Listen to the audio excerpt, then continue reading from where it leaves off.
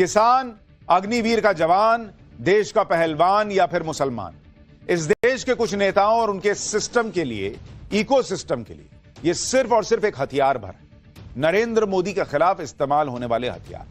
और पाठशाला में हम आपको यह बात फैक्ट्स के साथ सिर्फ एक बार नहीं कई बार साबित करके दिखा चुके हैं कि इन लोगों को आपसे, आपके अपनों की जिंदगी से या फिर देश की तरक्की से कोई मतलब नहीं। इनका एक ही मकसद है, हटाओ यार मोदी को।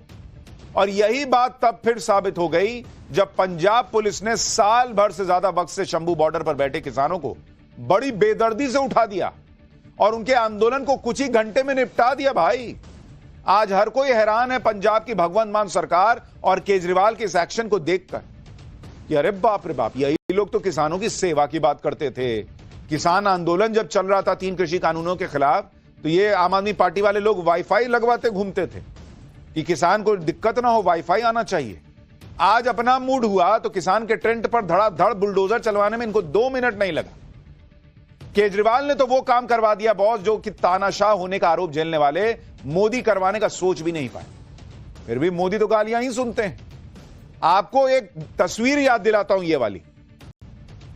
पंजाब में रैली करने जा रहे थे नरेंद्र मोदी, तब की यह तस्वीर कोई भूल नहीं सकता जब देश के प्रधानमंत्री को इसी किसान आंदोलन करने वालों ने बॉर्डर स्टेट पर में, पंजाब बॉर्डर स्टेट है ना भाई, पाकिस्तान से लगा हुआ, वहां एक ब्रिज पर रोक दिया था देश के प्रधानमंत्री को। उनकी सुरक्षा खतरे में पड़ गई थी और मोदी ने सब के बावजूद कुछ नहीं किया था इन किसानों के साथ। यह रौला होता था इन किसान आंदोलन करने वालों का कि भाई देश का प्रधानमंत्री अटका हुआ है बीच ब्रिज पे। यह रौला, प्रधानमंत्री अटक गए। आज 2 मिनट में पंजाब की सरकार ने सारा टेंट तोड़ दिया। जब देश में 3 कृषि कानूनों के खिलाफ आंदोलन हुआ तो साल भर तक दिल्ली के बॉर्डर पर किसान बैठे रहे थे। लाल किले तक में घुसकर हंगामा किया था इन लोगों ने। दिल्ली की सड़कों पर ट्रैक्टर दौड़ाए गए थे, लेकिन किसानों पर मोदी सरकार ने कोई एक्शन नहीं लिया। जबकि जो लोग किसानों का मसीहा बनते फिरते थे, खुद को किसानों का सेवादार बताते थे, छोटा भाई बताते थे, उनके राज में रात के अंधेरे में किसानों के टेंट पर बुलडोजर चल रहा है। आंदोलन कर रहे किसानों को जबरन हटा दिया गया। घसीट घसीट कर पंजाब पुलिस किसानों को उठाकर ले गई, किसानों को गिरफ्तार कर लिया। और पंजाब में किसानों पर यह एक्शन तब हुआ जब केजरीवाल खुद पंजाब में मौजूद हैं। लेकिन अब कोई इकोसिस्टम या कोई एजेंडाधारी केजरीवाल के खिलाफ नहीं बोल रहा, ना लिख रहा है, ना ही ग्राउंड पे जाके ये लोग रिपोर्टिंग कर रहे हैं। कहां है राकेश टिकैत, लोग पूछ रहे हैं। भाई राकेश टिकैत तो बक्कल उतार देने की बातें करते थे, धमकियां देते थे। बताऊंगा आज राकेश टिकैत के मुंह से क्या निकल रहा है। कहां गए राहुल गांधी, कहां गए अखिलेश यादव, सबको सांप सूंघ गया बॉस। क्योंकि इंडिया अलायंस का पार्ट है अरविंद केजरीवाल। यही लोग नरेंद्र मोदी को सबसे बड़ा तानाशाह बताते हैं, जबकि याद कीजिए कि पीएम मोदी ने किसानों के लिए 3 कृषि कानून वापस ले लिए, जबकि जो विरोध था वो बेसिर पैर का था। कोई किसान की जमीन नहीं छीनी जानी थी, लेकिन किसान नहीं माने तो नरेंद्र मोदी ने कानून वापस लिया और कहा मेरी तपस्या में कमी रह गई हो। पीएम मोदी ने किसानों से माफी तक मांगी, लेकिन उन पर लाठी डंडा नहीं चलवाया था, बुलडोजर नहीं चलवाया। लेकिन पंजाब में जो हुआ है वो हुआ क्यों? क्या पंजाब की सरकार में मुख्यमंत्री भगवंत मान है, लेकिन हो सब कुछ केजरीवाल के इशारे पर रहा है। राकेश टिकैत कहां गायब है? राकेश टिकैत योगी के प्रधानमंत्री बनने पर अब कौन सी भविष्यवाणी कर रहे हैं? किसान आंदोलन को रातों रात निपटा देने के पीछे की इनसाइड स्टोरी क्या है? क्या केजरीवाल और भगवंत मान को यह भारी पड़ जाएगा और पंजाब में गिर भी सकती है क्या सरकार? आज सब बताऊंगा, लेकिन पहले किसानों पर चल रहे केजरीवाल के हंटर की एक झलक देखिए।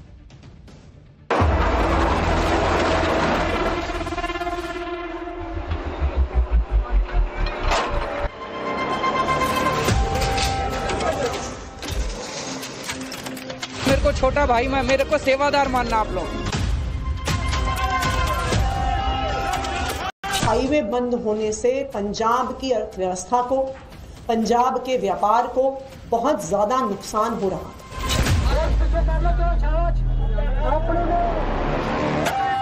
है। मेरी नरमाई नू ये ना समझा जाए कि मतलब मैं एक्शन नहीं ले सकता। हमला बोलिया, इन्होंने धक्का कराया, हमारा सारा सामान तोड़ दिया इन्होंने। चोट क्या, डेथ हो गई उसकी। लोग पूछ रहे हैं कि क्या यही है केजरीवाल का पंजाब मॉडल, जहां किसान आंदोलन पर, किसानों के टेंट पर, सब पर बुलडोजर एक्शन हो रहा है, किसानों पर बुलडोजर एक्शन हो रहा है। ये सब कैसे हुआ, पहले उसको देखिए, फिर इसके पीछे की इनसाइड स्टोरी बताता हूं। पंजाब और हरियाणा का बॉर्डर, जिसे शंभू बॉर्डर कहते हैं, यहीं पर पिछले 1 साल से किसान अपनी डिमांड पूरी करवाने के लिए आंदोलन कर रहे हैं। लेकिन कल रात किसानों पर पंजाब सरकार की तरफ से बुलडोजर एक्शन हो गया। कल रात 8 बजे के करीब किसानों को हटाने का ऑपरेशन शुरू हुआ। प्रदर्शन कर रहे किसानों को कोई अंदाजा भी नहीं था कि यह सब होने वाला है। शंभू बॉर्डर से किसानों को हटाया जाने लगा अचानक। कई किसानों को गिरफ्तार भी किया गया। हालांकि पुलिस कह रही कि पहले ही उन लोगों को बता दिया गया था कि एक्शन होगा। भारी पुलिस बल मौके पर तैनात था, जैसे बड़े अपराधियों के खिलाफ कोई ऑपरेशन चल रहा हो। किसानों को हटाने के बाद शुरू हुआ पंजाब पुलिस का बुलडोजर एक्शन।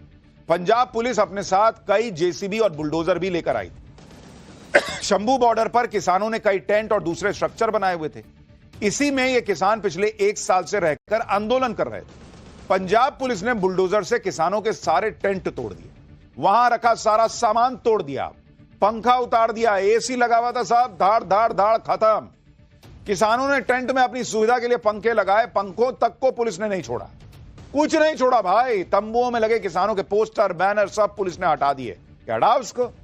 इन पोस्टरों में किसानों ने अपनी डिमांड लिखी हुई थी, पुलिस ने सब हटा दिया। पुलिस के बुलडोजर एक्शन से किसानों का बहुत नुकसान हुआ। सबसे बड़ी बात तो यह है कि किसानों को यह नहीं पता था कि पंजाब सरकार ऐसा कुछ करने वाली है, ये किसान कह रहे हैं। किसानों का आरोप है कि पुलिस के एक्शन में एक शख्स की मौत भी हो गई है। ये वहां के लोग आरोप लगा रहे हैं। सुनिए एक बार। रात नुकसान बहुत हुआ। उधर ट्रैली ट्रैक्टर उठा रहे थे ना ये, तो एक ट्रैली के साथ साइकिल वाला जा रहा था, तो ट्रैली उसको अपने साथ ही घड़ीस के ले गई। मतलब चोट लगी उनको? चोट क्या, डेथ हो गई उसकी। हाँ, ऐसा काम किया। रात के 8 बजे की बात आई है। पंजाब में किसानों के साथ जो हुआ है वो कोई मामूली बात नहीं है, बल्कि ये किसानों के साथ बड़ा धोखा करार दिया जा रहा है। क्योंकि वो तो इस बेफिक्री में थे कि पंजाब में तो केजरीवाल की पार्टी की सरकार है, वहां उनको कौन हटा सकता है। क्योंकि उनको तो लगता था कि केजरीवाल खुद कहते हैं कि मैं आपका सेवादार हूं। इन लोगों ने तो सपोर्ट किया भाई कि भाई पंजाब में केजरीवाल या आम आदमी पार्टी की सरकार आएगी, किसानों का फायदा होगा। लेकिन इन किसानों ने सपने में भी नहीं सोचा होगा कि जो केजरीवाल किसान आंदोलन के वक्त दिल्ली में वाईफाई लगवा रहे थे, वो पंजाब में अचानक इंटरनेट बंद कर देंगे। इसी मुगालते में किसान संगठन मात खा गए। आरोप है कि किसानों के आंदोलन पर अचानक एक्शन हो गया। आरोप है कि किसानों को पुलिस के आने की भनक तक नहीं लगी। किसानों से कोई बातचीत, कोई चर्चा नहीं, सीधे टेंट उखाड़ दिया गया, यह भी आरोप लग रहा है। पंजाब पुलिस पूरे लाभ लश्कर और तैयारी के साथ आई थी। रात के अंधेरे में अचानक से हल्ला बोल दिया गया। यह एक्शन तब हुआ जब अरविंद केजरीवाल पंजाब में मौजूद थे। जब पंजाब के शंभू बॉर्डर पर पुलिस किसानों के टेंट उखाड़ रही थी, तब अरविंद केजरीवाल लुधियाना में थे और शंभू बॉर्डर लुधियाना से मात्र 100 किलोमीटर की दूरी पर। लेकिन अरविंद केजरीवाल पंजाब बॉर्डर पर झांकने भी नहीं गए कि किसानों के साथ रात के अंधेरे में क्या क्या हुआ, जबकि यही केजरीवाल दिल्ली के बॉर्डर पर किसानों की सेवा करने जाया करते थे। जब साल 2020 में किसानों ने दिल्ली बॉर्डर पर डेरा डाला था, तो यही केजरीवाल किसानों की सेवा करने पहुंच गए। खुद को किसानों के सेवादार बता रहे थे। आपको तब कि कैसे केजरीवाल किसानों के लिए अपना दिल निकाल कर रख देने को तैयार थे, उसकी एक याद दिलाता। हमारी पूरी सरकार, हमारे एमएलए, हमारे पार्टी के कार्यकर्ता, हमारे मंत्रीगण, मैं खुद, हम लोग एक सेवादार की तरह किसानों की सेवा करने में लगे हुए हैं। आज भी मैं यहाँ पे मुख्यमंत्री के तौर पे नहीं आया, मैं एक सेवादार के तौर पे आया हूँ। सेवा करने के लिए आया हूँ, किसानों की सेवा करने के लिए आया हूँ। आज किसान मुसीबत में है। हम सबका, पूरे देशवासियों का फर्ज है कि किसानों के साथ खड़े और उनकी सेवा करें। तो मैं आज सारी सुविधाओं का जायजा लेने आया। यहाँ पे ये टॉयलेट्स हैं, ये मैं देखा साफ सफाई ठीक है। उधर पानी की व्यवस्था है, बता रहे अंदर तक पानी जा नहीं पा रहा, तो आज ये मोटर वगैरह और पाइपलाइन लगा के अंदर पानी ले जाएंगे। उधर रहने की भी व्यवस्था देखी, किचन भी देखी, एम्बुलेंस भी देखी। क्या जानकारी ली आपने जब आपसे? किसानों ने कहा कि इंतजाम से वो सेटिस्फाइड हैं, लेकिन मैं लगातार संपर्क में हूं। हमारे जर्नैल सिंह यहाँ पे जो एमएलए हैं, कल रात को यहीं सोए हैं, वो उनके समर्थन में पूरी रात ये यहीं पे सोए हैं। यानी दिल्ली में किसानों का प्रदर्शन जब चल रहा था तो केजरीवाल बहुत खुश थे, क्योंकि तब नरेंद्र मोदी का विरोध हो रहा था। बट टॉयलेट साफ है कि नहीं, पानी पहुंचा है कि नहीं, वाईफाई लगा है कि नहीं, सब चेक कर रहे थे। उनका विधायक वहां सो जाता था किसानों के बीच में, कहते थे मैं किसानों का सेवादार हूं, इसीलिए किसान आरोप लगा रहे कि हमको बिना बताए टेंट उखड़वा दिया जी हमारा सेवादार ने। हालांकि पुलिस, पंजाब पुलिस कह रही कि बताया गया था, उनको चेतावनी दी गई थी कि एक्शन हो। केजरीवाल के विधायक और मंत्री कैसे रात भर किसानों के साथ डेरा जमाते थे, ये खुद केजरीवाल बता रहे थे। लेकिन पंजाब में केजरीवाल ने पूरी गुलाटी ही मार दी, पलटी नहीं, गुलाटी मार दी। इस बार ये कहा जा रहा है किसान आंदोलन ये क्या होता है, पंजाब को इससे नुकसान हो रहा है, इसे बुलडोजर से हटवा दो। ये कह रहे हैं अब केजरीवाल के लोग कि नुकसान हो रहा है भाई अर्थव्यवस्था का, हटाओ इसको। गजब राजनीति है बॉस केजरीवाल जी की। रात में तो किसानों के प्रदर्शन को बुलडोजर से खत्म किया गया, जो कसर रह गई थी उसे सुबह पूरा कर दिया। किसानों के बचे कुचे टेंट और सामान को सुबह बुलडोजर से हटा दिया गया। बुलडोजर से किसानों का सामान हटाने के बाद शंभू बॉर्डर पर झाड़ू से सफाई भी करवा दी गई। बहुत गंदगी है, साफ करो सब। केजरीवाल बेईमानों और भ्रष्टाचारियों पर झाड़ू चलाने की बात करके पॉलिटिक्स में आए थे। पंजाब में तो किसान आंदोलन पर ही केजरीवाल का झाड़ू चल गया। किसानों को हटाकर हाईवे को एकदम चकाचक कर दिया गया। जरा वहां से एक रिपोर्ट देखिए, फिर आपको बताता हूं कि इसको लेकर रिएक्शन क्या आ रहा है। अभी भी जो जेसीबी मशीन है, बुलडोजर हैं, वो यहाँ पर मौजूद हैं और बचे हुए जो शेड हैं, टेंट हैं, उनको तोड़ा जा रहा है। आप देखिए सामने एक ट्रक खड़ा हुआ है जिसमें यहाँ के जो शेड है, लोहे का सामान है, पाइप है, उनको उठा के इसमें डाला जा रहा है ताकि यहाँ पर जो ट्रैफिक है उसको चलाया जा सके। सुबह से ही तमाम जो किसान हैं वो भी यहाँ पर पहुंचे थे और पुलिस की तरफ से भी किसानों को कहा गया था कि अगर वो अपना सामान यहां से ले जाना चाहते हैं तो ले जा सकते हैं। ये देखना चाहिए इस देश के किसानों को कि कोई अगर चाहे तो 2 मिनट में कैसे एक्शन हो जाता है। लेकिन जिन नरेंद्र मोदी के लिए इसी किसान आंदोलन में नारे लगते थे कि हाय हाय मोदी, मर जा मोदी, वो नरेंद्र मोदी ने ये नहीं किया। सेवादार बन के घूम रहे थे जो लोग, उन्होंने टेंट उखड़वा दिए। यही है पॉलिटिक्स बॉस। किसानों का कहना है कि बैठक के लिए सरकार ने किसानों को बुलाया, जब किसान बैठक के लिए पहुंचे तो वहीं पर किसान नेताओं को हिरासत में ले लिया। सरवन सिंह पंडेर और जगजीत सिंह डल्लेवाल को भी हिरासत में लिया। कुल 100 किसान नेताओं को गिरफ्तार किया गया। उसके बाद शंभू बॉर्डर पर फोर्स जमा होने लगी। फिर पुलिस ने बुलडोजर से शंभू बॉर्डर खाली कराना शुरू किया। बुलडोजर एक्शन के बाद पंजाब सरकार और भगवंत मान से किसान भयंकर नाराज है। किसान कह रहे हैं कि भगवंत मान को चुनाव में एक वोट नहीं पड़ेगा। लोग भगवंत मान को अपने गांव में घुसने नहीं देंगे, ये भी कह रहे हैं। देखिए किसान क्या कह रहे हैं गुस्से में। हमने जी हमारी पहले तो जी मीटिंग बारे सारे किसान आगू बुला लिए, वहाँ भी सरकार के साथ मीटिंग है, वहाँ से हमारे वहीं किसान अरेस्ट कर लिए इन्होंने। उसके बाद रात को यहाँ बहुत फोर्स ले आई, हमने कहाँ से ले आई, उसके लेके हमारे ऊपर हमला बोलिया, इन्होंने धक्का कराया, हमारा सारा सामान तोड़ दिया इन्होंने। ये भगवंत मान सरकार के वास्ते ठीक नहीं है, इसको जड़ पट दिया इन्होंने भगवंत मान को। अगली बार इसको एक वोट भी नहीं कोई देगा जिम्मेदार पंजाब में, छितर मारेंगे इसको, पिंड में नहीं बढ़ने देंगे इसको।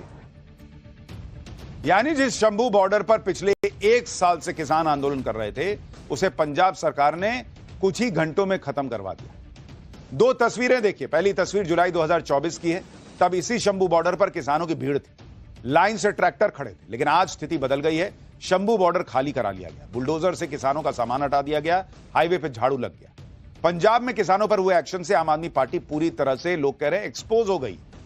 हालांकि एक सच यह भी है कि कोर्ट ने तो पहले ही ऑर्डर दिया था 2024 में, जुलाई वगैरह में, इसको खाली कराओ, लेकिन तब यह सब नहीं हुआ, अब हो रहा है। यही आम आदमी पार्टी और उसके नेता किसानों के लिए भर भर के आंसू बहाया करते थे। दिल्ली में किसान आंदोलन हो रहा था तो भगवंत मान कहा करते थे कि किसानों से किस बात का डर भाई। लोग भगवंत मान का पुराना बयान अब वायरल कर रहे हैं। ये देश का अन्नदाता है, इनसे क्या खतरा है आपको?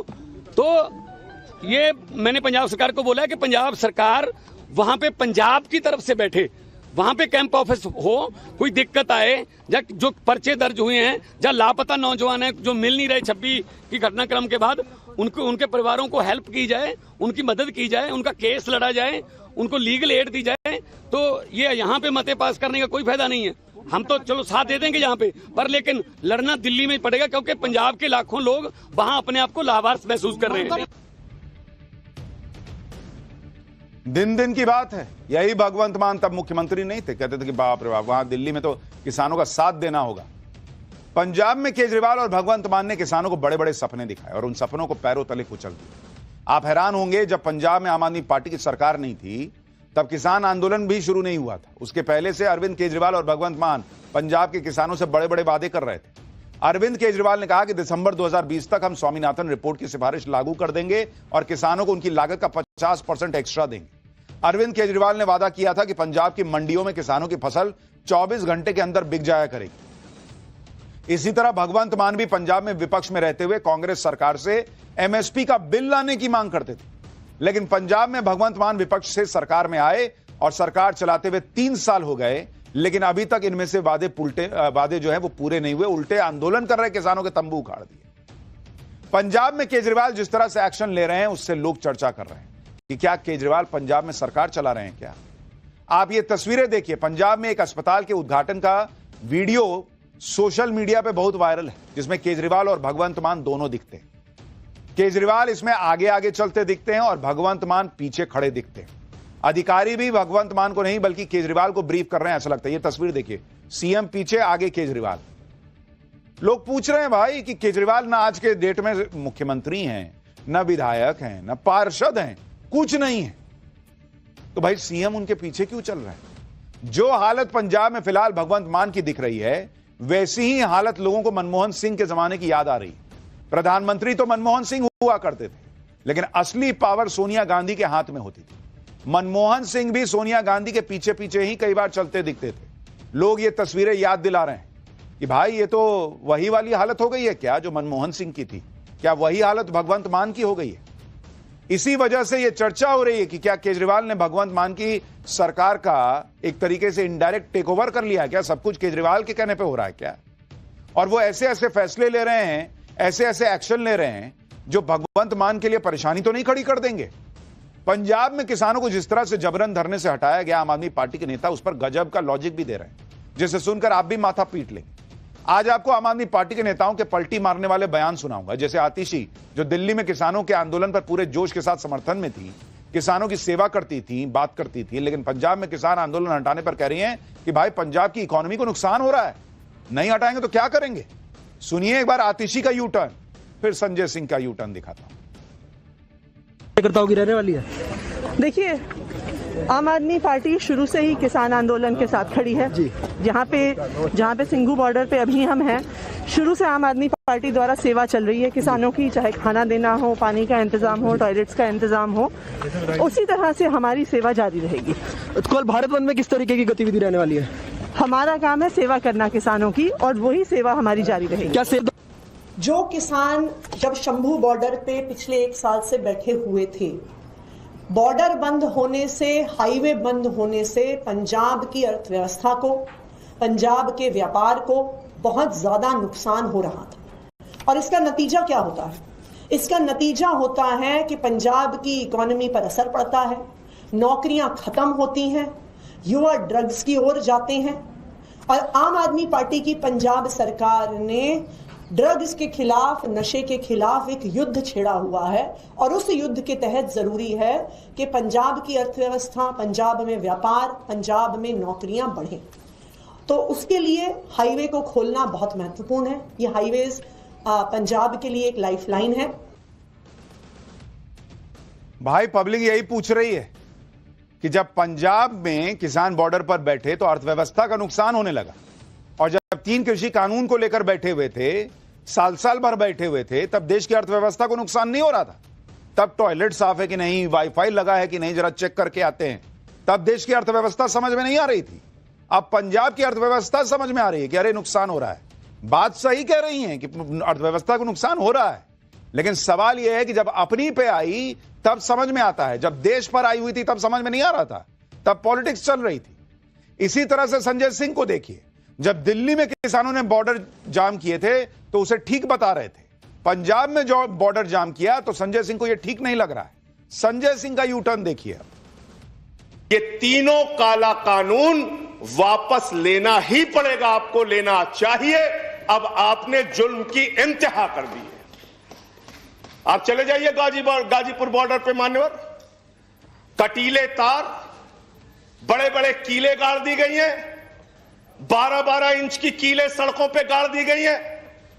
देखकर ऐसा लगता है कि दुश्मन देश की सेना आने वाली है। अगर पंजाब के लोगों का रास्ता रोक के रखा जाए, उनके जीवन में कठिनाई आए, उनके कामों में कठिनाई आए, तो ये कहां तक उचित है, ये हमारे किसान भाई तय कर लें। एमएसपी की गारंटी दे सकती है केंद्र सरकार, और आप पंजाब के लोगों का काम बाधित कीजिए, पंजाब के लोगों का रास्ता रोकिए, ये तो किसी भी स्थिति में उचित नहीं है।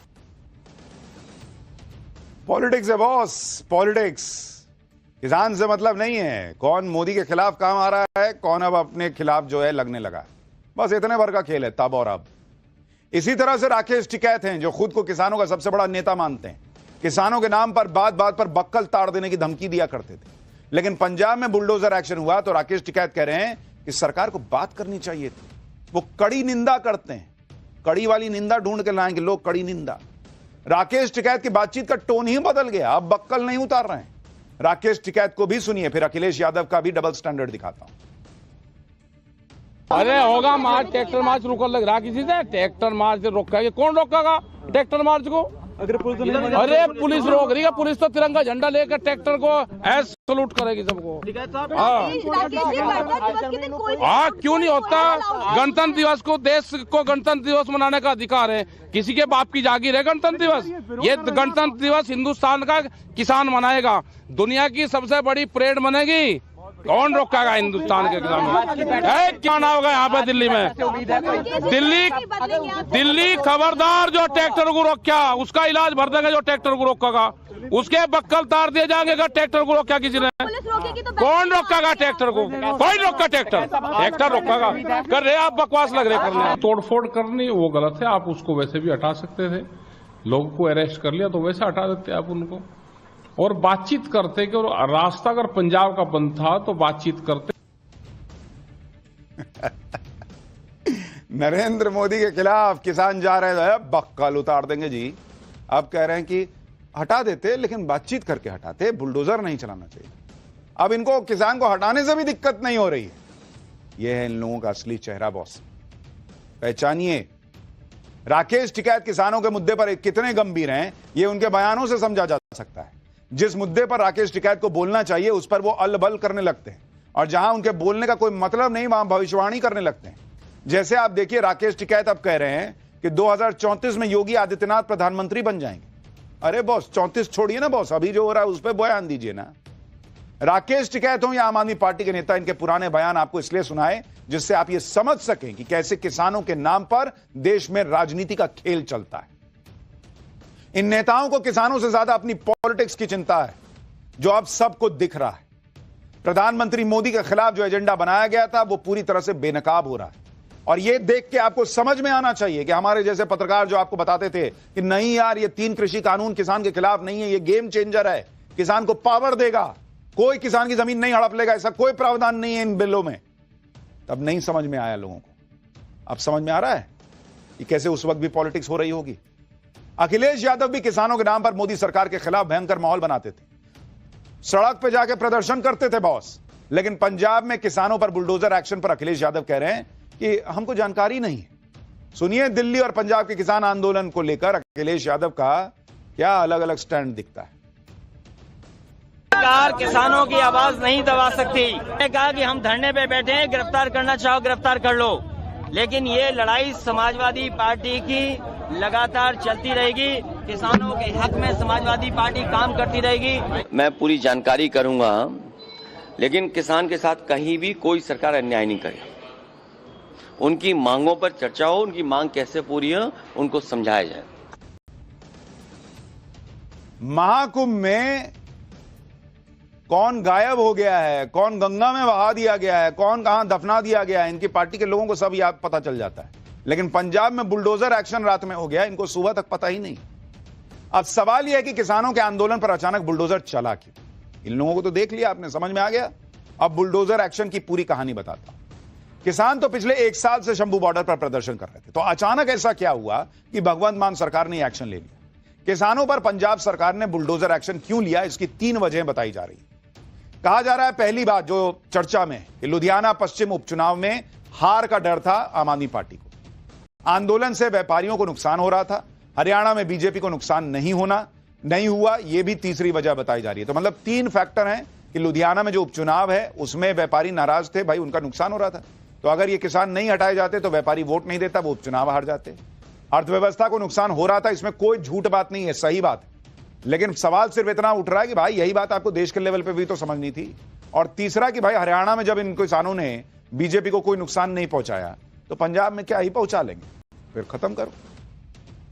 सबसे बड़ी वजह लुधियाना उपचुनाव में हार का डर बताया जा रहा है। और जब आम आदमी पार्टी ने देखा कि हरियाणा में किसान आंदोलन के बाद भी बीजेपी को नुकसान नहीं हुआ, उल्टा बीजेपी प्रचंड बहुमत से सरकार में वापस आ गई, उसी को देखते हुए कहा जा रहा है कि केजरीवाल और भगवंत मान ने भी सोचा कि किसानों के आगे क्या झुकना, इसका कोई असर तो है नहीं, तो खत्म करो, फिर राज्य की अर्थव्यवस्था को ठीक करो। लुधियाना उपचुनाव का कनेक्शन केजरीवाल के राज्यसभा जाने से भी जोड़कर देखा जा रहा है। फरवरी में दिल्ली चुनाव के नतीजे आए जिसमें आम आदमी पार्टी की करारी हार हुई थी। तभी से यह कहा जा रहा है कि केजरीवाल राज्यसभा जा सकते हैं, लेकिन राज्यसभा जाने के लिए किसी सिटिंग राज्यसभा एमपी से इस्तीफा दिलवाना होगा और फिर उसको कहीं और बैठाना होगा। ऐसे में लुधियाना उपचुनाव सबसे सही मौका माना जा रहा है। लुधियाना उपचुनाव की तारीख अभी तय नहीं हुई, लेकिन केजरीवाल ने कैंडिडेट का ऐलान कर दिया है। आम आदमी पार्टी ने संजीव अरोड़ा को अपना कैंडिडेट बनाया है। संजीव अरोड़ा पंजाब से राज्यसभा के सांसद हैं। उपचुनाव जीतने के बाद संजीव अरोड़ा संसद से इस्तीफा देंगे। संजीव अरोड़ा की जगह कहा जा रहा है कि केजरीवाल राज्यसभा जाएंगे। ये अभी स्पेक्युलेशन है, यानी केजरीवाल अगर राज्यसभा जाना चाहते हैं तो उसके लिए लुधियाना पश्चिम का उपचुनाव बहुत बड़ी भूमिका निभाएगा। बीजेपी भी यही बात कह रही है। लुधियाना उपचुनाव में जीत से केजरीवाल के राज्यसभा जाने का रास्ता साफ हो जाएगा, यह बीजेपी का कहना है। लेकिन लुधियाना का व्यापारी वर्ग किसान आंदोलन से नाराज था। व्यापारियों ने कहा कि आंदोलन से बहुत नुकसान हो रहा है, अगर ऐसे ही घाटा होता रहा तो उपचुनाव में आम आदमी पार्टी को वोट ही नहीं देंगे। इसी वजह से पंजाब सरकार ने किसानों का आंदोलन खत्म करवा दिया। बीजेपी के मुताबिक यानी केजरीवाल के राज्यसभा प्लान में सबसे बड़ी रुकावट किसान आंदोलन थी, यह बीजेपी कह रही है। अगर उपचुनाव में संजीव अरोड़ा हार जाते तो शायद वो राज्यसभा से इस्तीफा भी नहीं देते और दिया देंगे, और अगर संजीव अरोड़ा सीट छोड़ेंगे नहीं तो फिर केजरीवाल राज्यसभा जाएंगे कैसे, यह बीजेपी पूछ रही है। इसलिए बीजेपी कह रही है कि केजरीवाल ने अपने राज्यसभा के सपने को पूरा करने के लिए किसानों के आंदोलन पर बुलडोजर चलवा दिया। सुनिए केंद्रीय मंत्री रवनीत सिंह बिट्टू। क्योंकि केजरीवाल ने राज्यसभा का एमपी बनना, ਉਹਨੂੰ ਇਹ ਡਾਰਾ ਵੀ ਕਿਤੇ ਜੇ ਸੰਜੀਵ ਅਰੋੜਾ ਹਾਰ ਗਿਆ ਮੇਰੀ ਸੀਟ ਰਹਿ ਜੂ, ਤੇ ਸਾਰਾ ਜੋ ਗੱਲਾਂ ਸੁਣ ਕੇ ਵੀ ਵੈਸਟ ਹਲਕਾ ਲੁਧਿਆਣੇ ਦਾ ਮੈਂ ਕਿਵੇਂ ਜਿੱਤਾਂ, ਉਹ ਜਿੱਤਣ ਲਈ ਤੁਸੀਂ ਇਹ ਹੱਥਕੰਡਾ ਵਰਤਿਆ ਏ। सिर्फ बीजेपी ही नहीं, यही बात आम आदमी पार्टी की सांसद स्वाति मालीवाल भी कह रही। स्वाति मालीवाल ने कहा कि किसानों पर देर रात हुए अत्याचार का मकसद हाईवे खुलवाना नहीं, केजरीवाल जी के लिए राज्यसभा का रास्ता खोलने का है। लगता है ऐसा करने से लुधियाना का व्यापारी खुश होगा, चुनाव जीतेंगे, अरोड़ा जी की राज्यसभा सीट खाली होगी। पंजाब में किसानों का मुद्दा संवेदनशील है, इसलिए किसानों पर एक्शन होते ही कांग्रेस एक्टिव हुई। पंजाब कांग्रेस के सांसदों ने आज संसद में इस एक्शन के खिलाफ विरोध प्रदर्शन किया। इस प्रदर्शन के दौरान कांग्रेस ने बीजेपी और आम आदमी पार्टी दोनों को घेरा। आरोप लगाया कि अमित शाह के इशारे पर पंजाब सरकार ने यह एक्शन लिया। पंजाब कांग्रेस के अध्यक्ष अमरिंदर सिंह राजा वंडिंग क्या कह रहे हैं, एक बार सुनिए, फिर बताऊंगा कि किसानों के मुद्दे पर राहुल गांधी ने कुछ बोला है या नहीं बोला है। देखो, ये बड़ा धोखा हुआ है किसानों के साथ। मांग केंद्र सरकार से थी, हमने जब कांग्रेस की सरकार थी हमने उनको दिल्ली बॉर्डर तक छोड़ के गए। आज पंजाब की सरकार पंजाब बॉर्डर पे ही किसानों की, पंजाब के किसानों की सुरक्षा नहीं कर सकती। और रात के अंधेरे में ऑपरेशन क्यों किया है, अब दिन में क्यों नहीं करते? आपने इंटरनेट की सुविधाएं बंद क्यों की है? पता चलना चाहिए देश के लोगों को कि आप किस तरीके का व्यवहार कर रहे हैं। आपने उनके बालों से पकड़ पकड़ के पगड़ियां उतार उतार कर बसों में चढ़ा दिए, इंटरनेट की सुविधा बंद कर दी, मीडिया वालों को भगा दिया। रात के अंधेरे में क्यों ऑपरेशन, दिन में क्यों नहीं? 1.5 साल से बैठे हैं, आज क्यों आपको याद आई? क्योंकि अमित शाह जी ने आपको कह दिया है कि भैया ये करो, नहीं तो फिर आपका काम खराब हो जाएगा। यानी कांग्रेस नया एंगल ले आई कि यह सारा काम अरविंद केजरीवाल और भगवंत मान ने अमित शाह से सेटिंग करके की। हालांकि आज जब संसद परिसर में कांग्रेस के सांसद प्रदर्शन कर रहे थे तब नेता विपक्ष राहुल गांधी भी पंजाब के कांग्रेस सांसदों के पास पहुंचे। राहुल गांधी ने अपने सांसदों के साथ कुछ बातचीत की और फिर वहां से चले गए। किसानों के मुद्दे पर अक्सर मोदी सरकार को घेरने वाले राहुल गांधी ने भी पंजाब के किसानों पर हुए एक्शन पर अपना मुंह सिल लिया, कुछ नहीं बोले और चले गए। जबकि आप राहुल गांधी की पुरानी तस्वीरें देखिए, दिल्ली में हुए किसान आंदोलन के समर्थन में वो ट्रैक्टर चला रहे थे भाई साहब। आज जब पंजाब में किसानों को हटाया गया तो एक लफ्ज नहीं बोले राहुल गांधी। पंजाब में किसानों के साथ जो हुआ उसे सबने देखा, कैसे केजरीवाल से लेकर राहुल गांधी, अखिलेश यादव सब पलट गए बॉस। ये भी सबने देखा। और ये सब पहली बार नहीं है कि जब ये इस तरह से दो तरह की बातें करते दिख रहे हैं। इस तरह बुलडोजर एक्शन को लेकर भी इंडी गठबंधन सीएम योगी को कोसता है। आम आदमी पार्टी के नेता संजय सिंह तो 2 साल पहले बुलडोजर आहुति यज्ञ कर रहे थे। यूपी में योगी सरकार के बुलडोजर एक्शन का इस तरह विरोध कर रहे थे। लेकिन जब पंजाब में भगवंत मान सरकार बुलडोजर एक्शन करने लगी ड्रग माफिया पर, तो आम आदमी पार्टी के नेता बाबा ही लूट रहे। सुनिए यूपी में बुलडोजर एक्शन पर केजरीवाल के लोग क्या कहते थे, और अब पंजाब में जब ड्रग माफिया पर बुलडोजर चलने लगा तो अब इनके सुर क्या है। जिस तरीके से अतिक्रमण को हटाया जा रहा है, ना कोई कागज हैं, ना किसी को मौका दिया जा रहा। बुलडोजर बस लेके किसी भी कॉलोनी में पहुंच जाते हैं और किसी का भी घर तोड़ने लग जाते हैं, किसी की भी दुकान तोड़ने लग जाते हैं। जो नशे के बड़े बड़े तस्कर थे, जिनसे लोग घबराते थे, कांपते थे, जिनसे लोग, आज उनके घर बुलडोजर से तोड़े जा रहे हैं। टीवी के सामने बैठ के लोग जब उनके घर बुलडोजर से टूटते हुए देखते हैं, लोगों की आंखों में आंसू आ जाते हैं, लोग रो रहे हैं। ऐसा भी हो सकता है। तो यह पाठशाला का पहला चैप्टर था जो आपको बता रहा था कि इस देश में किसान, पहलवान, अग्निवीर का जवान, मुसलमान कैसे हथियार हैं कुछ नेताओं के लिए। समझिए पाठशाला में अगली क्लास। औरंगजेब प्रेमियों पर योगी फडणवीस का डबल अटैक, नागपुर से यूपी तक बवाल मच गया। किसने योगी सरकार को चैलेंज दे दिया कि अगर रोका तो जंग छिड़ जाएगी।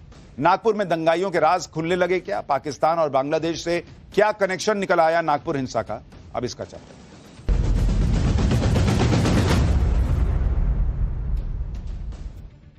उत्तर प्रदेश से लेकर महाराष्ट्र तक विदेशी आक्रांताओं का महिमा मंडन करने वाले, आक्रांताओं के नाम के जयकारे लगाने वाले, आक्रांताओं की याद में मेला सजाने वाले और औरंगजेब की कब्र को बचाने की मुहिम छेड़ने वालों के अब अच्छे दिन लद गए। क्योंकि यह नरेंद्र मोदी का नया भारत है जिसमें ना सनातन छूटेगा और ना देश और सनातन के खिलाफ जाने वाले छोड़े जाएंगे। पीएम मोदी और सीएम योगी की जोड़ी तो इस काम में पहले ही लग चुकी थी। अब इस मुहिम में महाराष्ट्र के सीएम देवेंद्र फडणवीस की एंट्री हो गई। औरंगजेब प्रेमियों पर योगी और फडणवीस के डबल अटैक ने नागपुर से यूपी तक बवाल मचा रखा है। क्योंकि एक तरफ योगी आदित्यनाथ ने सनातन के सम्मान के लिए साफ साफ लकीर खींच दी है, कह दिया है कि जो भारत को लूटने वाले आक्रांताओं का महिमा मंडन करेगा वो देशद्रोही कहलाएगा। दूसरी तरफ महाराष्ट्र के सीएम देवेंद्र फडणवीस ने भी आक्रांताओं के नाम पर दंगे करने वालों के खिलाफ देशद्रोह का केस दर्ज करना शुरू कर दिया है।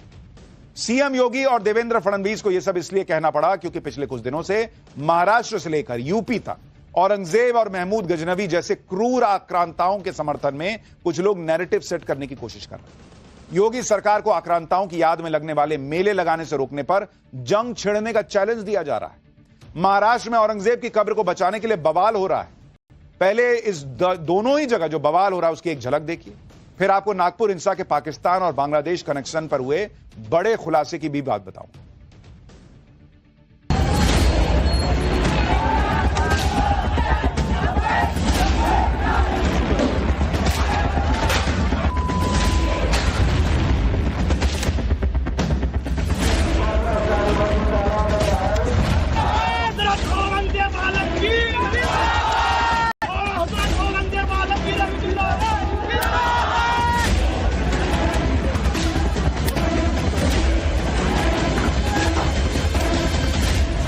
पुलिस के खिलाफ में जो पत्थरबाजी हुई उसको ग्लोरीफाई किया गया है।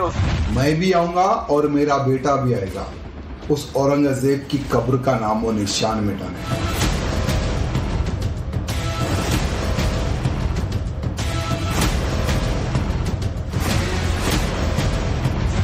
मेला यहाँ पर कोई रोक नहीं पाएगा, रोक लगाएगा तो बहुत ज्यादा जंग हो जाएगी यहाँ पे। नहीं, ये तो मेला लगेगा, हमेशा लगेगा। कोई मेला के लिए कोई रोक भी नहीं सकता। ये मेला यहाँ कोई रोक नहीं सकता। मुरादी मेला ये है, इस वजह से कोई रोक नहीं सकता है मेला।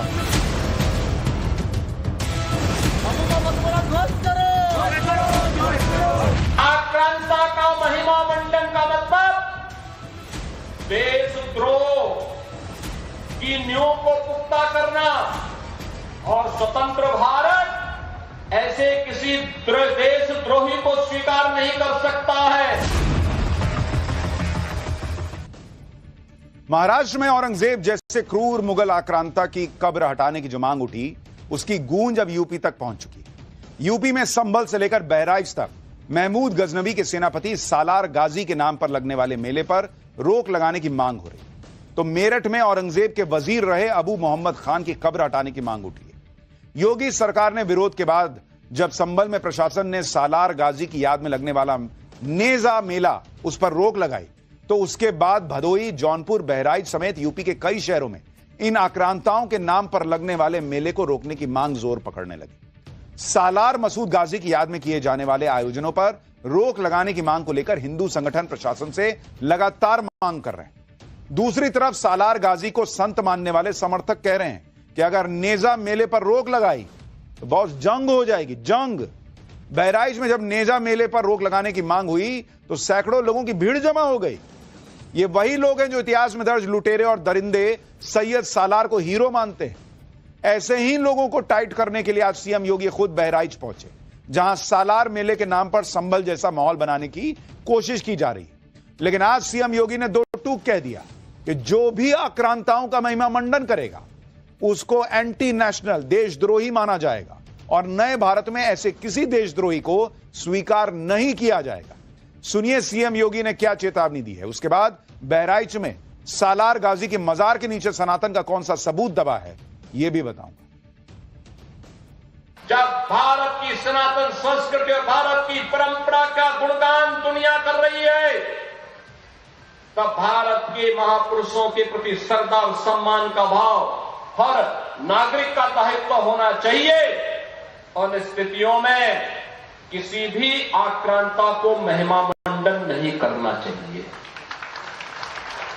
आक्रांता का महिमा मंडन का मतलब देशद्रोह की नींव को पुख्ता करना और स्वतंत्र भारत ऐसे किसी देशद्रोही को स्वीकार नहीं कर सकता है जो भारत के महापुरुषों को अपमानित करता हो, उन आक्रांताओं का महिमा मंडन करता हो जिन आक्रांताओं ने भारत की सनातन संस्कृति को रौंदने का कार्य किया था, बाहर बेटियों की इज्जत पर हाथ डालने का काम किया था, हमारी आस्था पर प्रहार किया था, उसे आज का ये नया भारत स्वीकार करने को कतई तैयार नहीं है। जब सालार गाजी की मजार पर लगने वाले मेले पर रोक की बात शुरू हुई तो कट्टर गैंग के यही लोग एक्टिव हुए। अब तो बहराइच का गाजी फैन क्लब खुलेआम चैलेंज दे रहा है कि अगर बहराइच में नेजा मेला रोका गया तो जंग छिड़ जाएगी। सुनिए सालार के समर्थक क्या कह रहे हैं। हमारे बचपन से मेला लग रहा है, मेला यहाँ पर कोई रोक नहीं पाएगा, रोक लगाएगा तो बहुत ज्यादा जंग हो जाएगी यहाँ पे। हमारे बचपन से, मेरे पापा के बचपन से यहाँ पर मेला लग रहा है। अगर कोई रोब या कोई आरोप लगाएगा तो यहाँ पे एक जंग छिड़ जाएगी। हर साल मेला लग रहा है और लगता आ रहा है, लगा ऐसे ही लगेगा।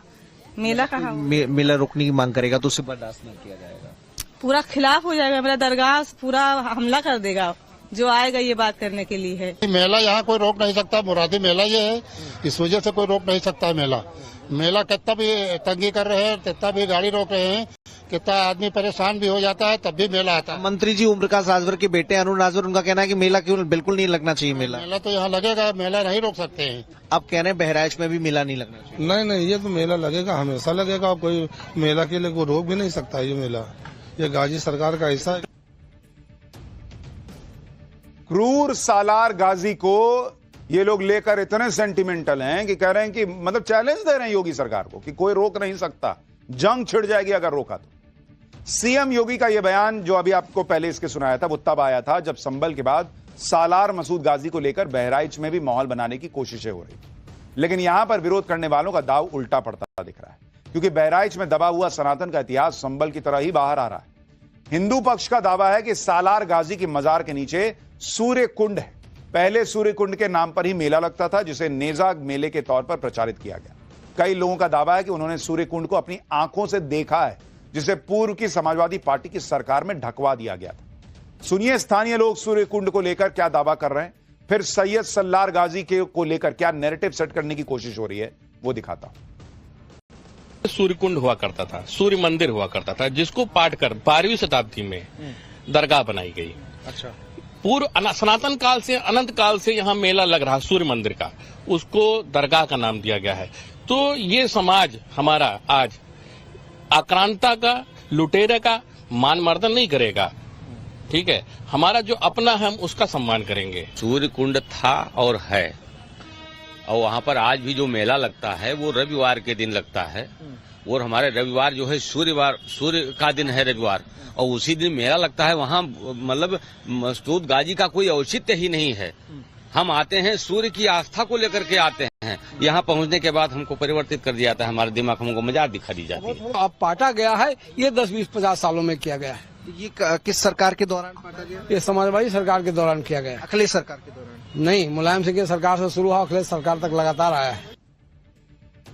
यूपी में योगी आदित्यनाथ ने आक्रांताओं के समर्थकों को लेकर माहौल टाइट कर दिया, तो नागपुर में दंगाइयों को लेकर महाराष्ट्र के सीएम देवेंद्र फडणवीस भी फायर मोड में। दंगाइयों पर देशद्रोह का केस दर्ज हो रहा है, क्योंकि जैसे जैसे नागपुर हिंसा की जांच तेज हो रही है, पुलिस के हाथ ऐसे ऐसे सबूत लग रहे हैं जिसमें नागपुर हिंसा के बांग्लादेश और पाकिस्तान कनेक्शन का पर्दाफाश हो रहा है। जांच में पता चला है कि बांग्लादेश में बैठे कट्टरपंथियों ने नागपुर में हुए दंगों को भड़काने के लिए कई सोशल मीडिया पोस्ट वायरल की। नागपुर हिंसा के बाद भी बांग्लादेश के आईपी एड्रेस से कई भड़काऊ पोस्ट वायरल हुए। अब यह भी समझिए कि पुलिस को नागपुर हिंसा में बांग्लादेश और पाकिस्तान के कनेक्शन का पता चला कैसे। दरअसल जब नागपुर पुलिस ने नागपुर हिंसा के मास्टरमाइंड फहीम खान की फेसबुक आईडी को खंगाला, तो पता चला कि उसने कई बांग्लादेश और पाकिस्तान के अकाउंट्स को फॉलो किया हुआ। जिसके बाद पुलिस ने इसी एंगल पर जांच आगे बढ़ाई, तो पता चला कि नागपुर हिंसा को भड़काने के लिए सोशल मीडिया पर कई नए अकाउंट्स बनाए गए, उनसे भड़काऊ पोस्ट किए गए। ऐसा ही एक फेसबुक पेज नवाज खान पठान नाम से चल रहा, जिससे एक पोस्ट की गई, रो मत, ये हमारा समय है, अभी तो सिर्फ अटैक किया, अगली बार तुम्हारे घर से औरतों को उठाकर ले जाएंगे हम, रेडी रखना अपनी औरतों को, यह लिखा जा रहा है पोस्ट। इस पोस्ट की शुरुआत में जो शब्द लिखा है उसका इस्तेमाल पाकिस्तान और बांग्लादेश के कट्टरपंथी भारतीयों को अपमानित करने के लिए करते हैं। शुरुआती जांच में पुलिस को आशंका है कि यह पोस्ट बांग्लादेश से अपलोड की गई, हालांकि पुलिस ने इसकी पुष्टि करने के लिए कार्रवाई शुरू कर दी। तो यह सब कुछ अब सामने आ रहा है। नागपुर हिंसा का बांग्लादेश कनेक्शन मिलने के बाद आरोपियों पर अब सबसे बड़ा एक्शन शुरू हो चुका है। नागपुर पुलिस ने हिंसा के मास्टरमाइंड फहीम खान के खिलाफ देशद्रोह का केस दर्ज कर लिया। फहीम खान पर भारत की एकता और अखंडता को नुकसान पहुंचाने का आरोप है। फहीम खान के अलावा 50 और आरोपियों पर देशद्रोह का केस दर्ज हुआ है। पुलिस अब तक हिंसा वाले इलाके से 600 से ज्यादा सीसीटीवी फुटेज इकट्ठा कर चुकी है। सीसीटीवी फुटेज की पड़ताल के बाद नागपुर हिंसा की जांच में जुटी 18 टीमें अब तक 200 से ज्यादा संदिग्धों की पहचान कर चुकी है। इसके अलावा सोशल मीडिया की भी 200 से ज्यादा पोस्ट की पहचान हुई है, जिनके जरिए नागपुर को सुलगाने की साजिश का पर्दाफाश हुआ। यह सारा काम जो है वो पूरे ताबड़तोड़ तरीके से हो रहा है। पाठशाला में अगला चैप्टर, बॉयफ्रेंड से पति के 15 टुकड़े करवाने वाली पत्नी का तंत्र मंत्र वाला क्या एंगल निकल आया। मर्डर, ब्लैक मैजिक और मिस्ट्री के बीच फंसे कातिल बॉयफ्रेंड और पत्नी को किसने कोर्ट में पीट डाला, अब इसका चैप्टर।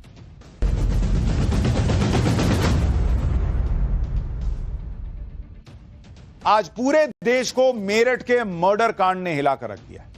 लोगों को भरोसा ही नहीं हो रहा कि एक पत्नी ने अपने बॉयफ्रेंड के साथ मिलकर पहले तो पति का बड़ी बेरहमी से गला काटा, फिर उसकी लाश के 15 टुकड़े करके 15 टुकड़े अपने पति के लाश के किए बॉयफ्रेंड के साथ मिलकर और ठिकाने लगा दिए।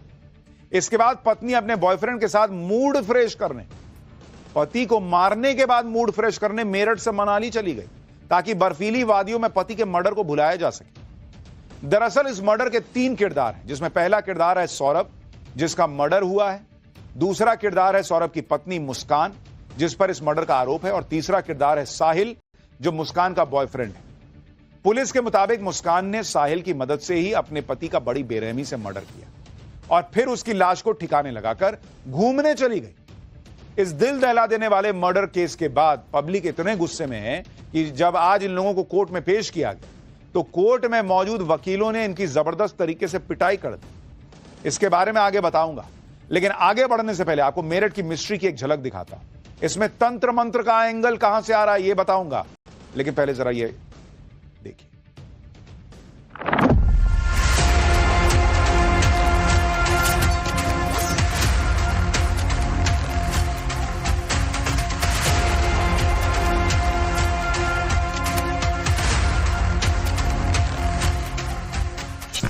को देखकर अंदाजा ये लगाया जा सकता है कि साहिल किस तरीके से अंधविश्वासी भी था।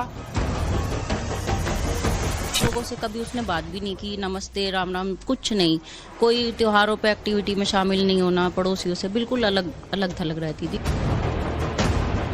पर 1-2 महीने से उसकी एक्टिविटी ये थी कि वो अंदर भी आता था और दिन में कई बार आता था।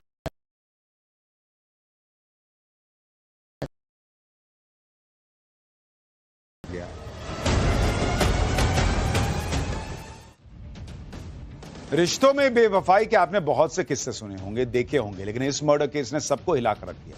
क्योंकि जिस मुस्कान की खातिर सौरभ ने अपने परिवार के खिलाफ जाकर लव मैरिज की, सौरभ ने मुस्कान के लिए अपने परिवार और उनकी संपत्ति को छोड़ दिया, उसी मुस्कान ने सौरभ का बड़ी बेरहमी से गला काट डाला। इस मर्डर को लेकर पूरे देश में लोगों में गुस्सा है। आज जब पुलिस मुस्कान और साहिल को मेरठ कोर्ट में पेश करने के लिए पहुंची तो उस दौरान इन लोगों की पिटाई कर दी वहां वकीलों ने। आरोपियों का कोर्टरूम से बाहर आने का इंतजार कर रहे थे वकील, और जैसे ही पहले साहिल बाहर आया तो उसकी पिटाई शुरू कर दी गई। जैसे जहां मौका लगा वहां साहिल को ठोक दिया। पुलिस ने बड़ी मुश्किल से इन लोगों को बचाया और फिर थाने लेकर गई। जरा तस्वीरें देखिए।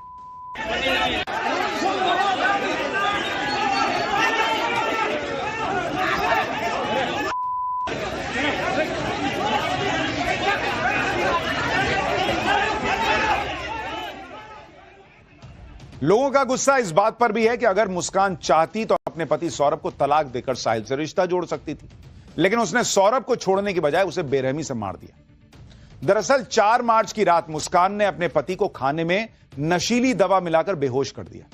बेहोशी के बाद मुस्कान ने अपने दोस्त साहिल को अपने घर बुलाया। पहले से तय प्लानिंग के तहत साहिल एक तेज धार वाला चाकू और उस तरह लेकर आया। इसके बाद मुस्कान और साहिल ने मिलकर सौरभ के सीने में ताबड़तोड़ वार किया और उसकी हत्या कर दी। हत्या के बाद लाश को बाथरूम में लेकर गए, जहां गला काटने के बाद लाश के 15 टुकड़े किए।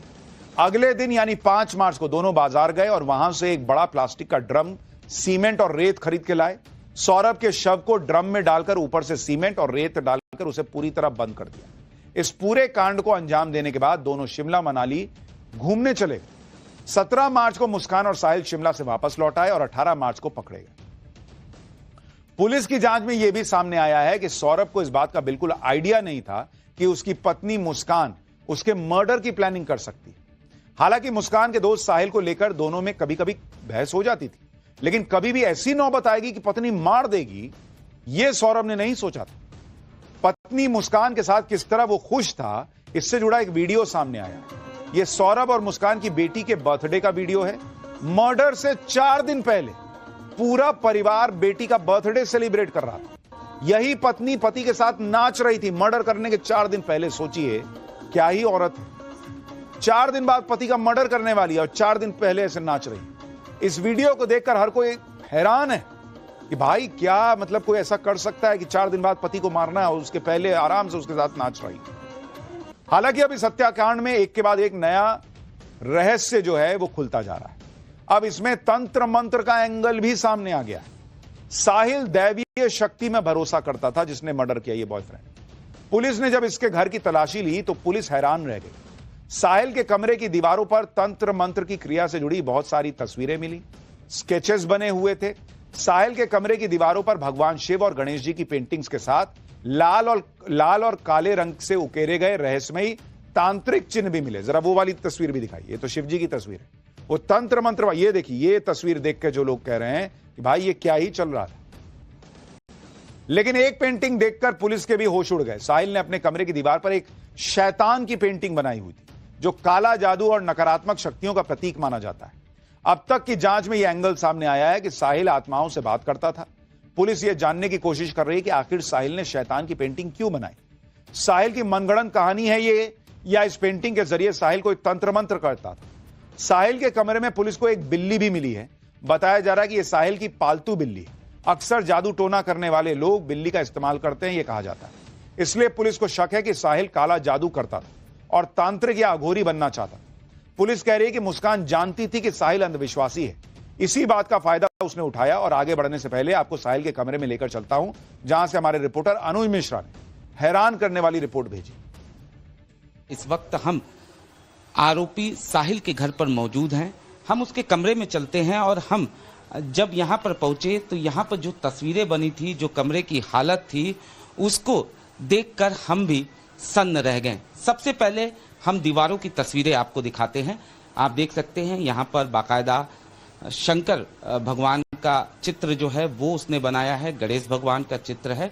और यहाँ पर जब हमारी नज़र इस तस्वीर पे पड़ती है तो ये तस्वीर आप देखिए, एक लड़की जो है वो किस तरीके से अकेले यहाँ पर बैठी हुई है, बाकायदा ऊपर दिल का निशान है जाहिर तौर पर। और यहाँ पर ये देखिए एक शख्स जो है वो चांद पर किस तरीके से चलने की कोशिश कर रहा है। इस तरीके की तस्वीरें जो हैं आपको दीवार पर साफ तौर पर देखने को मिलेगी। वहीं दूसरी तरफ एक तस्वीर आपको हम और दिखाते हैं, किस तरीके से सिगरेट लिए हुए हाथ की ये तस्वीर, हाथ के पंजे की ये तस्वीर आप साफ तौर पर देख सकते हैं। वहीं दूसरी पुलिस की जांच में यह बात सामने आई है कि साहिल और मुस्कान नशे के आदी थे, दोनों हर तरह का नशा करते थे। पुलिस जब साहिल के कमरे की तलाशी लेने पहुंची तो वहां कई तरह के नशे के सामान भी मिले। इसी नशे की वजह से मुस्कान और साहिल की दोस्ती पक्की होती चली गई और उसने धीरे धीरे साहिल को इस मर्डर के लिए तैयार कर लिया, कहा जा रहा है। मुस्कान साहिल को बताती थी कि उसे दिव्य और पारलौकिक शक्तियों का आभास होता है। मुस्कान साहिल को भगवान शिव की तरह और अपने आप को पार्वती की तरह बताती थी। मुस्कान ने ही साहिल को कहा था कि देवी मां ने खुद उसे सौरभ का वध करने के लिए कहा। मुस्कान ने स्नैपचैट पर साहिल की मर चुकी मां के नाम से एक आईडी बनाई थी, जिससे मुस्कान खुद को मैसेज भेजती थी, जिसे दिखाकर मुस्कान साहिल को कहती थी कि वो उसकी मां की आत्मा से बात करती है। इसी बात का फायदा उठाकर मुस्कान ने साहिल को मर्डर के लिए तैयार कर दिया। यानी अजीब अजीब बातें जो हैं वो निकल कर आ रही हैं और ये जांच जैसे जैसे आगे बढ़ेगी चीजें और स्पष्ट होंगी। फिलहाल एक छोटे